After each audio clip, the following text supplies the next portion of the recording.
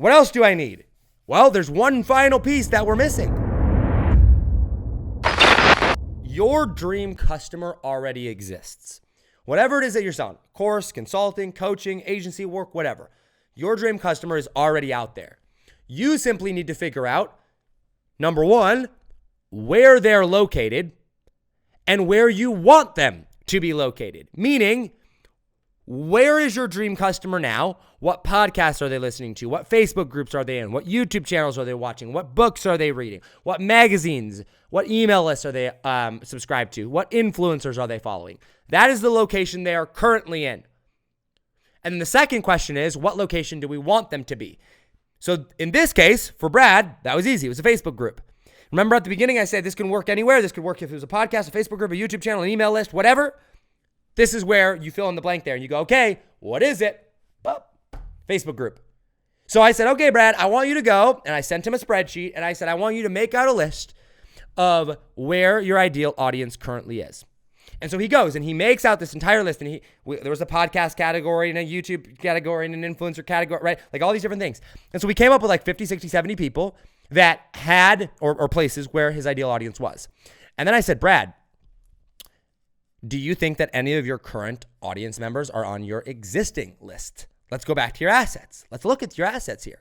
Now keep in mind, as I'm building the messaging, as I'm figuring out the location, as I'm figuring out all the next steps, I'm looking at my current assets. That's why I made out a list of them. So when I was trying to figure out my ideal who and my messaging, I was going back to the emails and the offers that Brad had already made, the offers and the emails, because then I could go, okay, well, you said this.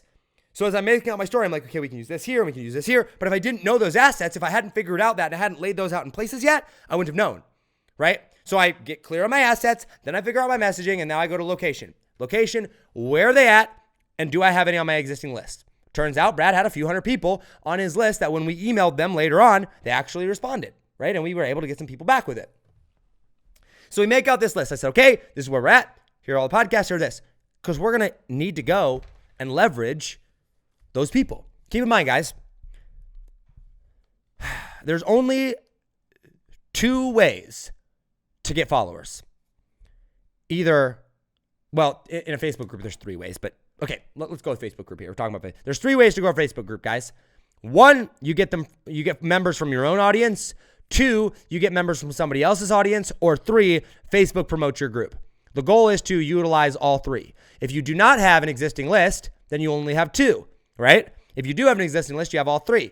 If you only have the other two, fine. Then we gotta make sure that we're hitting other people's lists, other people's audiences even harder. And that's what we had to do with Brad, because the truth of the matter is, guys, while Brad did have a list and did have something existing, it wasn't a whole lot. And most of his audience came from other people. Most of his audience came from Facebook promoting his group because we got great activity in it. We'll talk about that here in a second, okay? So, where are they at? Where do we want them? Make out those lists. So Brad sends me those back and I go, okay, Brad, great. Now we've got to figure out what we're going to offer these people. Okay? There's a book. One of my favorite books is this book called Influence. It's The Psychology of Persuasion. It's by a guy named Robert Cialdini. All right. He's a master persuader. He's a really, really smart dude. And in this book, he talks about how people make decisions. And guess what? One of the ways that people make decisions is people like to be rewarded, right? If they perceive that what they have to give up in order to get something is less, that if that exchange of value is a plus for them, they're going to move forward with that decision. So guess what? If I tell someone, I've created a Facebook group, you should come join. Really no incentive there. They don't really get any benefit out of joining the Facebook group. It's going to take them time. Now they're in another group. So it's not that valuable. But if I tie a story to that offer and I add a freebie, what have I done? I brought context. I've made emotional connection. I've given them a reason to act now. And I've made it I've made it more beneficial for them to join the group rather than not join the group, right? I've given them a freebie. So what we did is I said, okay, Brad, we figured out that we wanted to go into the Facebook group. We figured out that your message is financial freedom in 10 years or less. You've identified all these podcasts and Facebook groups and everything that your ideal customer's in. What can we use to incentivize them, to entice them to come in to this Facebook group over here? Okay? Make sense? So I go through and I'm like, all right, what's some freebies that we can offer? And he's like, well, I've got all these different things over here. And so I went through and I started piecing together. And I was like, oh man, I know based on what you told me about your audience here that they're going to want to learn this. So I'm like, okay, we want that in there. Okay, we want this in here. Okay, we want this in here. And so I create this lead magnet, this freebie that I say, hey, listen, what we're going to do is we go to all these groups and all these podcasts and all these interviews that you're going to do when we launch this group. We need something to incentivize them to get them out of the group. So let's say, hey, if you come and you join our Facebook group over here, we're not only going to give you free access to the Facebook group, we're also going to give you this freebie valued at, I think it was like $1,000. They took $1,000 worth of their trainings, and it really was. They have some really awesome trainings, and they put it together, and they're like, hey, normally if you were to buy all these things separately, it costs you $1,000. If you join our Facebook group, we'll give you them for free. Now it's a freebie, right? Now that's incentive to come in and join. And so I go, okay, what's my offer? I got to get really, really clear on my offer. I've got to know what the problem is. I've got to know what the solution is. I've got to know the framework. I've got to know what we're selling, right? I've got to know the result that we're going to get. I've got to go to the freebies, right? And I start figuring this out. Now, when we launch a Facebook group, when we launch any form of group, podcast, whatever this is, audience hacking, okay? We have two offers. The first offer is a freebie. The second offer is a paid offer, okay? The first offer says... excuse me. Oh, gotta sneeze here. The first offer says, join my group, subscribe to my podcast, do whatever, right? And I'll give you this for free. The second offer is once they're in there, we're going to put them through an indoctrination sequence and then we're going to sell them and that's how we're going to make money. And this is anywhere from $1,000 or $500 to $10,000, $20,000, whatever your service is. Okay.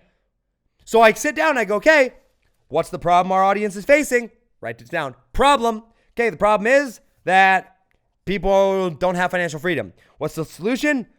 Cash flow tactics, financial freedom in 10 years or less, their framework. That's the solution. Okay, great. That's the solution. What is that framework? I write down that framework. All right, what are we selling that delivers that framework in a way that they can understand? Okay, they have a course and they have a coaching program. Okay, so they had two different offers and there was options there. Okay, great. Do we have any bonuses with that? Oh, okay, that goes in, that completes my offer. And then what's the big result? The big promise that we're getting them is financial freedom in 10 years or less. Okay. So I sit down and I go, okay, here's my paid offer. Here's my free offer. They both follow this framework. They both follow this formula. This is what I'm going to use to entice people. What am I doing here? I'm creating my assets. Okay. I'm going through and I'm saying, okay, in order for me to launch a Facebook group, I've got to put together my assets, right? I've got to come up with everything that I need. So what do I need? I need my messaging. I need my location. I need my offer, right? What else do I need? Well, there's one final piece that we're missing. Think about this. If you've got your messaging down and you've got your locations down and you've got your offer down, what else do you need? And I was like, Brad, what else do we need? He's like, I don't know, Josh. I think that's everything. I'm like, how are you going to deliver that? How are you going to deliver your messaging? He's like, oh, yeah. I was like, content. Okay, so we need content. Step number 4 of the audience hacking framework is content. Okay, because we need to be able to deliver our message to the location that we want to deliver it and tell them about our offers via our content. Okay? So let me repeat that just so that you understand this. We need to deliver our messaging to the location that our ideal audience is in and tell them about our offers. And we do that using content.